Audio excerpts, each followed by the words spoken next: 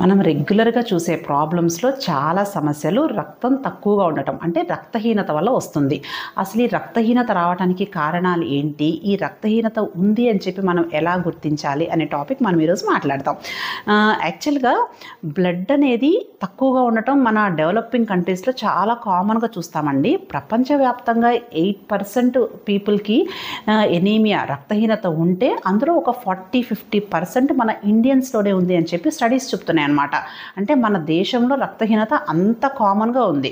So అసలు ఇలా రక్తం తక్కువగా ఉండటానికి కారణాలు ఏంటి అంటే, ఒకటి మనం తీసుకునే డైట్లో సరైన పోషకాలు లేకపోవటమే మెయిన్ కారణం అనేది చెప్పాలన్నమాట. సో మనకి సరైన పోషకాలు డైట్లో లేనప్పుడు ఏమవుతుంది, రక్తం ఉత్పత్తి అనేది తగ్గుతుంది.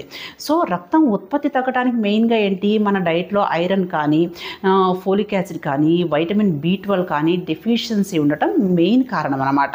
సో మనకి ఉన్న రక్తహీనతలలో కూడా ఐరన్ డెఫిషియన్సీ ఎనీమియా చాలా కామన్గా ఉంది. సెకండ్ది ఏంటి, బాడీ నుంచి బ్లడ్ లాస్ అవ్వటం అంటే ఏంటి, నెలసరినప్పుడు ఆడవాళ్ళకి ప్రతి నెల ఎంతో కొంత బ్లడ్ లాస్ అవుతూనే ఉంటుంది. అది న్యాచురల్. దాన్ని మనం కొంచెం హెల్తీ ఫుడ్ తీసుకొని రికవరీ చేసుకోవాలి. అది కాకుండా కొన్ని రకాల కారణాలు, బ్లడ్ వామిటింగ్స్ కానీ, పైల్స్ కానీ, లేకుంటే కడుపులో ఏమన్నా అల్సర్స్ గడ్డలు ఉండటం, ఇలా రకరకాల కారణాల వల్ల బ్లడ్ లాస్ అనేది కొంతమందికి చూస్తూ ఉంటాం. అండ్ ఇంకొకటి ఏంటి అంటే, బ్లడ్ సెల్స్ ఫాస్ట్గా విచ్ఛిన్నం అవటం, లైక్ సికిల్ సెల్ ఎనీమియా, ఇలాంటి ప్రాబ్లమ్స్లో బ్లడ్ అనేది చాలా తక్కువగా ఉండటం చూస్తూ ఉంటాం. సో మనకి బ్లడ్ తక్కువగా ఉంటే ప్రాబ్లం ఏంటి, అందరికీ 5 లీటర్ల బ్లడ్ ఉంటుంది కదా అనే విషయానికి వస్తే, మన అందరికీ కూడా 5 లీటర్ల బ్లడ్ ఉన్నా కానీ అందులో ఉండే పర్సంటేజ్ అనేది ముఖ్యం అన్నమాట. మనం పర్సంటేజ్ని ఎలా చూస్తాము, హీమోగ్లోబిన్తో చూస్తామన్నమాట.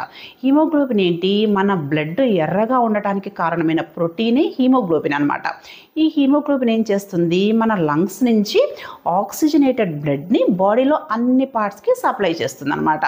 సో ఎప్పుడైతే రక్తం మనకి ఈ హీమోగ్లోబిన్ పర్సంటేజ్ తక్కువగా ఉంటుందో, 5 లీటర్స్ ఉన్నా కానీ బ్లడ్ అనేది పల్చగా ఉంటుంది. సో పల్చగా ఉన్నప్పుడు ఈ పర్సంటేజ్ అనేది మనకు తక్కువగా రిపోర్ట్లలో చూపిస్తుంది అనమాట.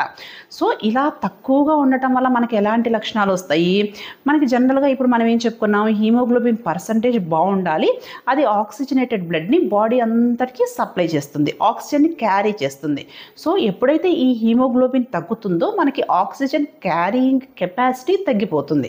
దానివల్ల ఏంటి, మనకు బాడీలో అన్ని పార్ట్స్కి, మనకి తల నుంచి కాళ్ళ వరకు ప్రతి పార్ట్కి ఈ ఆక్సిజన్ సప్లై తగ్గిపోవటం వల్ల మనం రకరకాల లక్షణాలు చూస్తామన్నమాట. అందులో మెయిన్గా ఏంటి అంటే, మనకి బాగా హెడ్ఏక్గా అనిపించటము, తొందరగా అలసిపోయినట్టు అనిపించటము, బాగా స్లీపీగా ఉండటం, అదే స్టూడెంట్స్కి అయితే కాన్సన్ట్రేషన్ సరిగ్గా కుదరకపోవటము, చికాగ్గా ఉండటము, ఇలాంటి లక్షణాలు ఎక్కువగా చూస్తామన్నమాట. అంతేకాకుండా నోట్లో అల్సర్స్ లాగా రావటము, నాలుక పగిలినట్టు ఉండటము, గోర్లు చిట్లిపోవటము, ఇలాంటివి కామన్గా చూస్తాం. సో మజిల్స్కి బ్లడ్ సప్లై తగ్గినప్పుడు ఏమవుతుంది, కండరాలు పట్టేసేసినట్టు మజిల్ క్రాంప్స్ అనేది ఎక్కువగా చూస్తాం అన్నమాట.